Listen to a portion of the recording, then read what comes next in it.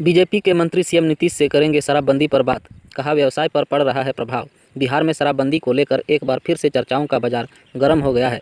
इस बार तो बीजेपी के मंत्री ने ही शराबबंदी पर बड़ी बात कह दी है, जिसके बाद सियासी पारा चढ़ गया है। दरअसल बीजेपी के मंत्री ने शराबबंदी पर सीएम नीतीश से बात करने की बात कही है, जिसके बाद शराबबंदी खत्म होने की चर्चा तेजी से हो गई है। बिहार में शराबबंदी कानून को लेकर अक्सर चर्चाओं का बाजार गर्म हो जाता है। कई बार शराबबंदी कानून के विफल होने को लेकर बड़े बड़े सवाल खड़े किए जाते हैं। केंद्रीय मंत्री व हम पार्टी के संरक्षण जीतन राम मांझी तो कई बार शराबबंदी पर मुखर कर अपनी बात रखते हुए दिखे। ऐसे में अब बीजेपी के मंत्री ने भी बड़ी बात कह दी है, जिसके बाद अहमागहमी का माहौल बना हुआ है। बिहार में शराबबंदी खत्म होने को लेकर चर्चाओं का बाजार गर्म हो गया है। दरअसल बीजेपी के मंत्री राजू सिंह ने शराबबंदी से व्यवसाय पर प्रभाव पड़ने की बात कही है और यह भी कहा है कि इस बार वे सीएम नीतीश से बात करेंगे। इतना पढ़े लिखे हैं खान सर, पटना वाले खान सर असली नाम जानकर हैरान रह जाएंगे आप। अपनी पढ़ाई को लेकर खान सर ने पिछले दिनों एक इंटरव्यू में खुलासा किया था। उन्होंने बताया था कि वह बचपन से ही सेना में जाना चाहते थे, लेकिन जब उसमें सफलता नहीं मिली तो उन्होंने एकेडमिक का रास्ता चुना और आज वह खान सर ग्लोबल स्टडी चला रहे हैं। अपनी यूनिक टीचिंग स्टाइल और बेबाकी के लिए पटना के खान सर पूरे देश में फेमस है। उनके वीडियो अक्सर सोशल मीडिया पर वायरल होते रहते हैं। लेकिन क्या आप ये जानते हैं कि बच्चों को पढ़ाकर उनकी मंजिल दिलाने वाले खान सर खुद कितना पढ़े लिखे हैं और उनका असली नाम क्या है? अगर नहीं जानते हैं तो कोई बात नहीं है, हम इस वीडियो के माध्यम से आगे बताते हैं। अपनी पढ़ाई को लेकर खान सर ने पिछले दिनों एक इंटरव्यू में खुलासा किया था कि उन्होंने 10वीं तक की पढ़ाई CBSE से की है। उनके बाद उन्होंने 12वीं की पढ़ाई यूपी बोर्ड से पास की। स्कूली पढ़ाई करने के बाद उन्होंने ग्रेजुएशन के लिए इलाहाबाद विश्वविद्यालय का रुख किया और यहाँ से उन्होंने BSc में ग्रेजुएशन की डिग्री हासिल की। ग्रेजुएशन करने के बाद खान सर ने जियोग्राफी में पोस्ट ग्रेजुएशन किया। इसके बाद वह मैनेजमेंट की पढ़ाई करने के लिए गुजरात का रुख किया। उनका असली नाम फैसल खान है। बिहार में बैटरी से होगी बिजली स्टोरेज, 16 ग्रिड उपकेंद्रों पर लगेगा सिस्टम। बिहार में बैटरी से बिजली का भंडारण होगा। इसके लिए राज्य के 16 ग्रिड उपकेंद्रों में बैटरी एनर्जी स्टोरेज सिस्टम लगाया जा रहा है। इसकी क्षमता 500 मेगावाट आवर होगी।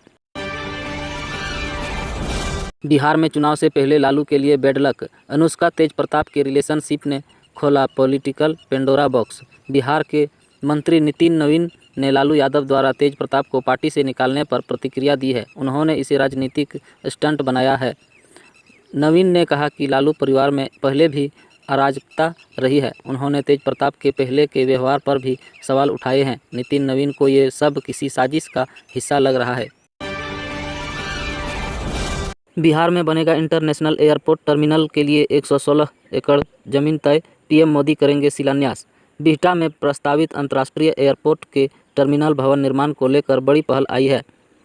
प्रधानमंत्री नरेंद्र मोदी इसका भूमि शिलान्यास करेंगे। तैयारियों का जायजा लेने पटना DM डॉक्टर चंद्रशेखर सिंह पहुंचे और स्थल का निरीक्षण किया। पटना एम्स का डॉक्टर कोरोना संक्रमित, 3 हुई मरीजों की संख्या। बिहार के अस्पतालों में देश भर में कोरोना संक्रमितों की संख्या 1000 पहुंच गई है। वहीं पटना में कोरोना पीड़ितों की संख्या 3 हो गई है। पटना एम्स का जूनियर डॉक्टर भी कोरोना पॉजिटिव पाया गया है। पटना में कोरोना मरीज अब लगातार मिलने लगे हैं। सोमवार को एम्स पटना का एक जूनियर डॉक्टर भी कोरोना से संक्रमित पाया गया। अब पटना में कुल कोरोना पीड़ितों की संख्या 3 हो गई है। सिविल सर्जन कार्यालय को 2 संक्रमितों की सूची उपलब्ध हो गई है। दूसरा भारतीय कृषि अनुसंधान परिषद कैंपस का एक 30 वर्षीय कृषि वैज्ञानिक है। Civil surgeon doctor Avinash Kumar ने बताया कि दोनों संक्रमितों में से किसी का भी कोई ट्रैवल हिस्ट्री नहीं है। दोनों में कोरोना का कोई गंभीर लक्षण भी नहीं दिख रहा है। सरकार ने पैक्स अध्यक्षों को बड़ी जिम्मेदारी दी, कई क्षेत्रों में करेंगे काम। बिहार सरकार ने पैक्स समितियों को पर्यटन, मखाना कारोबार और स्वरोजगार से जोड़ने की योजना बनाई है। इससे ग्रामीण क्षेत्रों में रोजगार और स्थानीय अर्थव्यवस्था को मजबूती मिलेगी। बिहार सरकार ने सहकारिता के क्षेत्र में एक नया और दूरगामी कदम उठाते हुए पैक्स की भूमिका को पारंपरिक कृषि कार्यों से आगे बढ़ाकर पर्यटन, home stay, tour guide, transport और ट्रेनिंग जैसे क्षेत्रों में भी सक्रिय करने का फैसला लिया है। सहकारिता विभाग ने इसके लिए संबंधित समितियों को स्पष्ट दिशा निर्देश जारी कर दिया है। इस पहल से न केवल स्थानीय युवाओं को रोजगार मिलेगा बल्कि ग्रामीण अर्थव्यवस्था को भी नया जीवन मिलेगा।